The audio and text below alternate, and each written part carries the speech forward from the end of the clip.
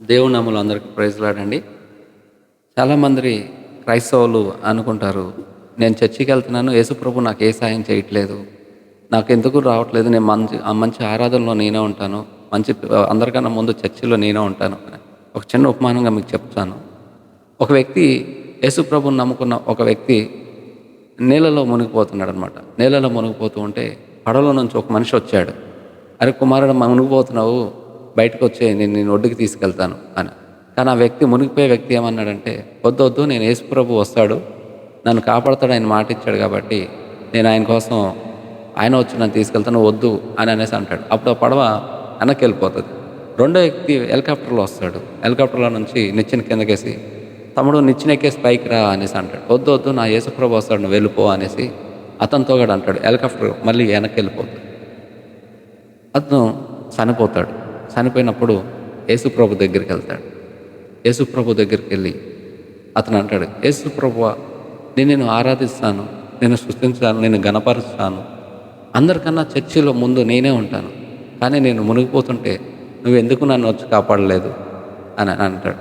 అప్పుడు యేసుప్రభు, పిచ్చోడా, ఫస్ట్ పడవలో వచ్చింది నేనే, హెలికాప్టర్లో వచ్చింది నేనే, నా శక్తిని మీ ఎదురుగా నేను వస్తే మీరు తట్టుకోలేరు కాబట్టి నేను మనిషి రూపంలో వస్తాను, మనిషి రూపంలో వచ్చి మీకు సహాయం చేస్తాను తప్పి, ఎందుకు మనిషి రూపంలో నేను వస్తాను అని అంటే, నా శక్తిని, నా వెలుగుని మీరు తట్టుకోలేరు కాబట్టి నేను మనిషి రూపంలో వచ్చి మీకు సాయం చేయగలుగుతాను. అందుకే చాలామంది చూడు, నువ్వు ఇబ్బందులు ఉన్నప్పుడు దేవుళ్ళలాగా వచ్చి నువ్వు నన్ను కాపాడావు అని అంటారు, దేవుళ్ళలాగా వచ్చి నువ్వు నా సహాయం చేసావు అని అంటారు.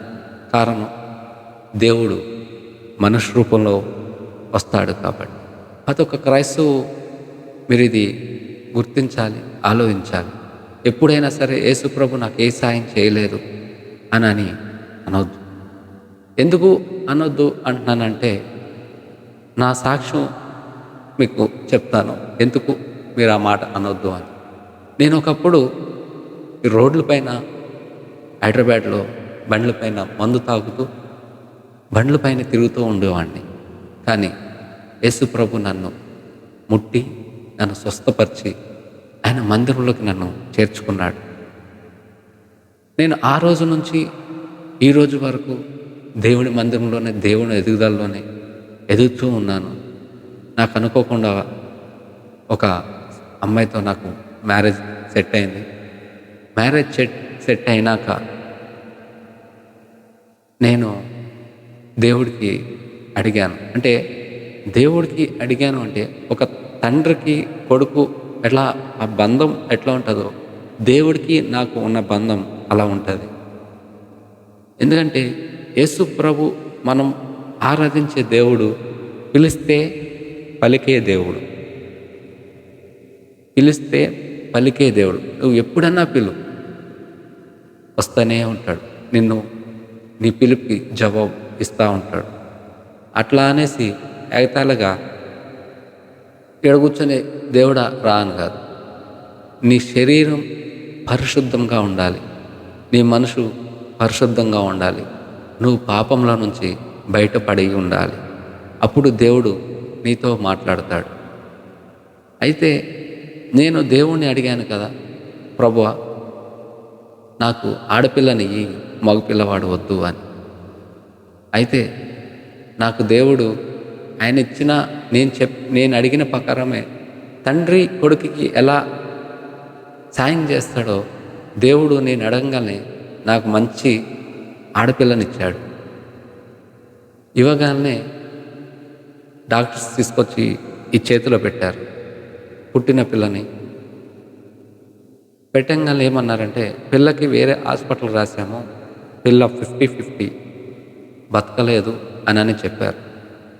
అంబులెన్స్ ఎక్కేటప్పుడు రోడ్డు పైన ప్రతి ఒక్క అంబులెన్స్ వెళ్ళినా నేను ప్రార్థన చేస్తాను, ప్రభువా, తండ్రి, యేసయ్య, అంబులెన్స్లో ఎవరు వెళ్తున్నారో, ఎవరు ఎక్కుతున్నారో వాళ్ళకి మంచి ఆరోగ్యాన్ని దయచేయండి అని నేను ప్రార్థన చేసుకుంటాను. అట్లాగా నేను అంబులెన్స్ ఎక్కేటప్పుడు నేను ఆ మాట చెప్పి దేవుడితో నేను అన్నాను కదా, తండ్రి, ఈ పాప నువ్వే ఇచ్చావు, ఇప్పుడేమో డాక్టర్స్ ఏమో ఇట్లా అన్నారు, నీ చిత్తం, నువ్వు పాపనిస్తే నాకు తీసుకుంటే తీసుకో అనేసి ఆ పాపను తీసుకొని అట్లే అంబులెన్స్ ఎక్కాను.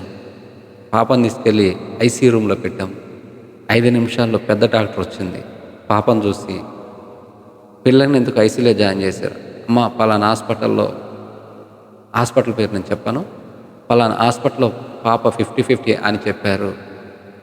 అని ఇక్కడ రాశారమ్మా, అందుకని ఐసీయూలో పెట్టారు. ఆ డాక్టర్ వచ్చి పొట్ట పైన ఇలా ఇలా టచ్ చేసింది. ఈ ఈ ప్లేస్‌లో ఈ ప్లేస్‌లో టచ్ చేసి ఈ ప్లేస్‌లో టచ్ చేసి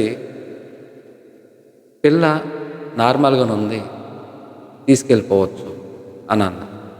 దేవుడు ఎంత గొప్పవాడంటే ఇచ్చిన మాటని నెరవేర్చకుండా ఉండడు. ఆయన నెరవేర్చే దేవుడు, మనతో మాట్లాడే దేవుడు. ఈరోజు కాకపోయినా రేపు, రేపు కాకపోయినా ఎల్లుండు, ఎల్లుండి కాకపోయినా అవతల ఎల్లుండైనా సరే దేవుడు నీతో మాట్లాడతాడు. నీ సహాయం చేస్తాడు. నీకున్న ఇబ్బందులన్నీ తొలగిస్తాడు. దేవుడి నామంలో మీ అందరికీ మేలు జరుగును గాక. ఆమేన్. Praise lord.